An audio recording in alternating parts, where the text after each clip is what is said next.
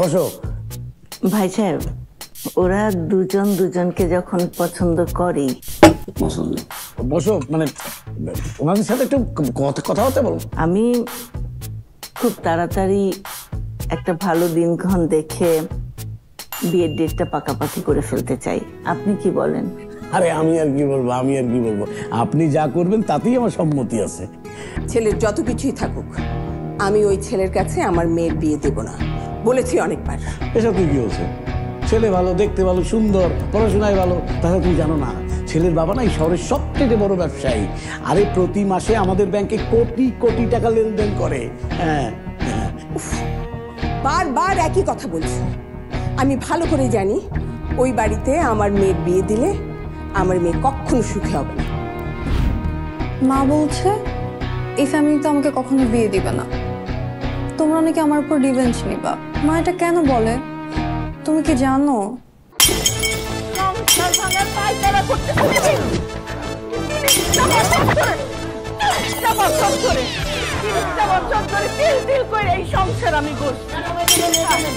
এই সংসার আমি করছি, এখন নাকি শুনতেছি আমি কাম করলাম। 30 বছর ধরে তিল তিল করে আমি এই সংসার করছি। এখন বলতেছো তোমার এই প্রাক্তন প্রেমিকার উপর জেদ করে তুমি এসব করছো। ফকিন্নি, আমি আমার সকাল রাত বর্জন কইরা আজকের অবস্থানে আমার সংসারটারে আনছি। ম্যাডাম আমারে কিছু কইতে দেন, ওই লোকের চরিত্রের সমস্যা আছে আমি জানি। আমি আগে সন্দেহ করছিলাম ম্যাডাম। এই আমি কে? আপনি আমার স্যার। এই তুই কার চাকরি করস? আপনার চাকরি করি। তাহলে তার গুণগান গাইতেছিস কিসের জন্য? আমি আপনার সাথে নাই, কারণ চরিত্রহীন লোকের সাথে আমি কাজ করি না। আমি এখন ম্যাডামের সাথে এসেছি। এই বড় বড় কথা কইতেছস, তার গুণগান গাইতেছস। শোন, এক নাগে কিন্তু শীত যায় না। চুপ! তুমি এক্ষণ বেরো আমার সংসার থেকে। আমার সংসার, এক্ষণ বেরো। সব টাকা আমার, এক্ষণ বেরোবা। মা কি হইছে আম্মা?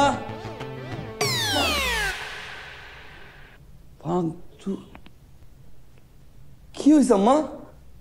চিল্লাচিল্লি করতেছো সকাল সকাল, আশেপাশে বাসা নাই? এটা ভদ্রলোকের বাসা না? এই দেখ তোর মা কি করতেছে, দেখ।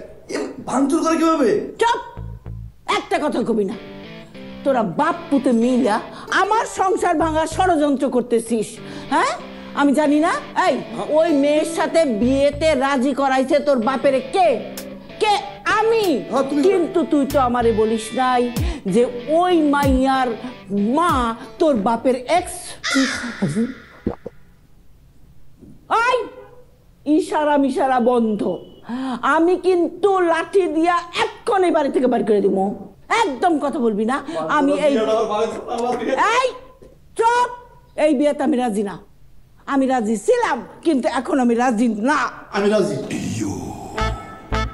তুমি রাজি? ফকিন্নি, তুমি তো এই বাড়িতেই থাকতে পারবা না। আম্মা আম্মা শোনো, আম্মা আম্মা, আচ্ছা ওই মাইয়ের মা আব্বার এক্স মানলাম, ওই মেয়ে তো আমার এক্স না, ও তো আমার প্রেজেন্ট। হ্যাঁ ঠিকই তো। না না না না না, তোর বাপের এক্স এর মেয়ে আমি তোরে বিয়ে করাবো না। ভাঙচুর বিয়েটা আবার ও দোষ নাই আম্মা। আমি আম্মা রাজি হন আম্মা। এইটাই ওর দোষ। ও তোর বাপের এক্স এর মাইয়া। বিয়ে দিবা না? না। বিয়ে দিবা না? না, মরে গেলেও না। আমি আমার সংসার ভাঙবো না। ঠিক আছে, আমিও বিয়ে করবো। এই তো লক্ষ্মী ছেলে আমার। দেখছো দেখছো আমার ছেলের কথা শুনছো? এই তো আমি নিজের হাতে মানুষ করছি আমার পোলারে, মানুষের মতো মানুষের কথা। বিয়ে করবে না আমার ছেলে।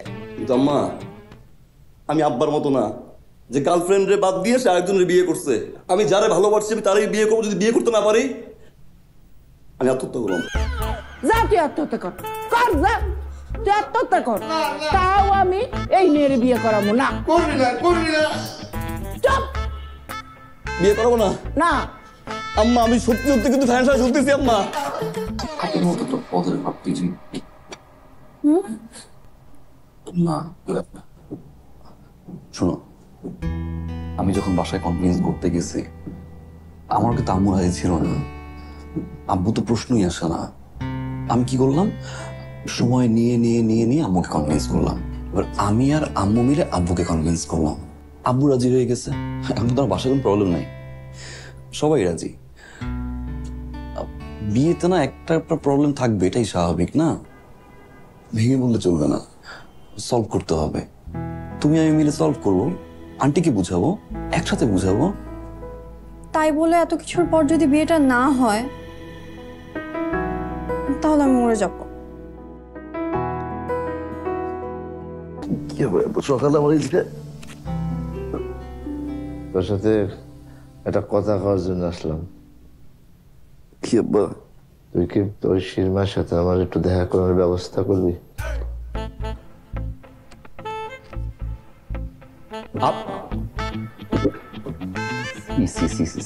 আব্বা, আপনার চরিত্রের সমস্যা আছে আব্বা। শ্যাম বারবার বলছে আপনার চরিত্রের সমস্যা, আমি বিশ্বাস করিনি। আম্মা পর্যন্ত বলছে, তাও আমি বিশ্বাস করিনি। আপনার লজ্জা করে না? বিয়ে ঠিক হয়েছে, সবকিছু ঠিকঠাক, আম্মা এতবার মানা করছে যে আপনি যাইতে পারবেন না, আর আপনি এখন আসছেন আমার সাথে, তার সাথে দেখা করার জন্য। 30 বছর প্রেম যাই করছে আপনার। চুপ! একদম বেশি কথা কবি না, না জেনে না বুঝা কোনো কথা কবি না। আমি ওই শিরমার সাথে দেখা করতে চাই তোর জন্যে। আমার জন্য কি হবে? বাহানা খুঁজেন না আপনি, বাহানা খুঁজেন, আমি কিছু বুঝি না। আমি আম্মার ডাক দিয়ে সব বলে দেবো এখন। একদম সব কথা নাই। ওই শিরমার সাথে আমার কথা বলতে হবো না। আমি যদি কথা না বলি তাহলে ওর মায় রাজি হইব? এমনি তো রাজি হইতেছে না, সেই জন্য আমি তার সাথে দেখা করতে চাইতেছি। না যাই না, না বুঝা ফট করে একটা কথা বলে উঠে, একদম ওর মায়ের মতো হয়েছে। এতদিন পরে এসে তুমি আমাকে এই কথা জিজ্ঞেস করছো? এখন আমাকে তুমি জিজ্ঞেস করছো তোমার কি অপরাধ? তোমার লজ্জা করে না? কিসের লজ্জা করবে? আমি আমার পরিবারের ঐতিহ্য, সম্মান,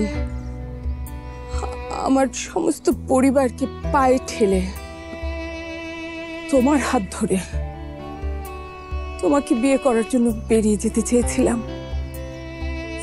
তোমার হাত ধরে বেরিয়ে যেতে চেয়েছিলাম। সারা রাত অপেক্ষা করার পর যখন আমি অধৈর্য হয়ে যাচ্ছিলাম, শুধু ভাবছিলাম কখন তুমি আমাকে নিয়ে যাবে, কখন তুমি আসবে। কি বলতেছে? যে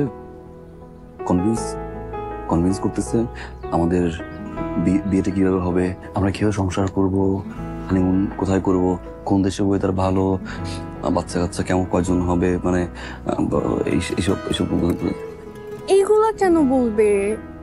আমাদের বিয়েতে রাজি করানোর কথা, বিয়েতে রাজি করাবে তো। সে কনভিন্সই তো করাচ্ছে না।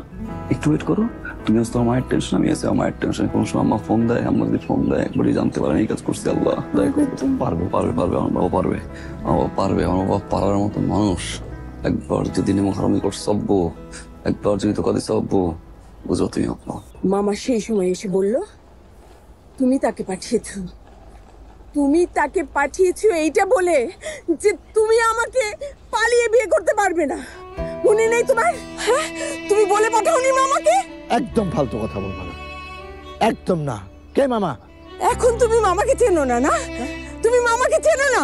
আমি তোমার মামাকে চিনি না, বরং আমি কমলাপুর স্টেশনে সারা রাত দাঁড়াইছিলাম।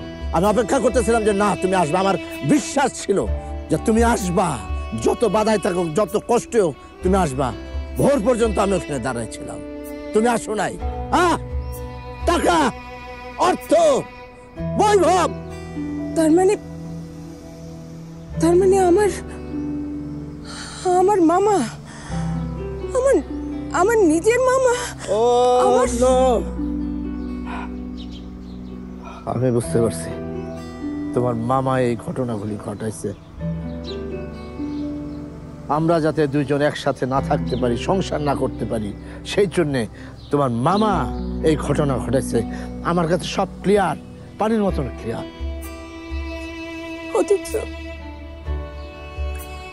অথচ এই মামাকে বিশ্বাস করে, এই মামার কথাকে বিশ্বাস করে আমি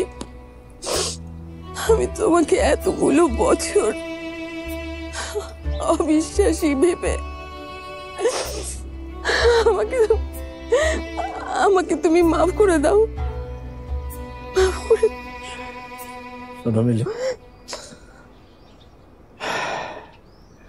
যেদিন চলে যায় সেদিন চিরদিনের জন্য চলে যায়, সে সময় আর ফিরে আসে না। আমাদের ভাগ্যে ছিল না যে আমরা দুজন একসাথে সংসার করব। দুঃখ করে কান্নাকাটি করে কোনো লাভ নাই। যে সময় চলে যাওয়া সেটা তো চলেই গেছে, সেটা তো আর ফেরত আসবে না। তাই আমি তোমার কাছে একটা অনুরোধ করি, আমি সারা জীবন যে কষ্ট বহন করতেছি, আমি চাই না আমাদের সন্তানেরা সেই কষ্ট বহন করুক। তাই আমি চাই তোমার মেয়ের সাথে আমার ছেলের বিয়ে হোক।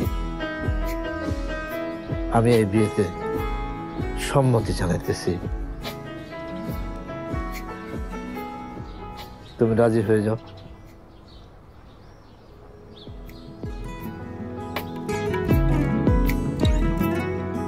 ইয়েস, রাজি হইছে, রাজি হয়েছে। বিয়েতে রাজি হইছে তোমার আম্মু। দু চোখের স্বপনে তোমাকে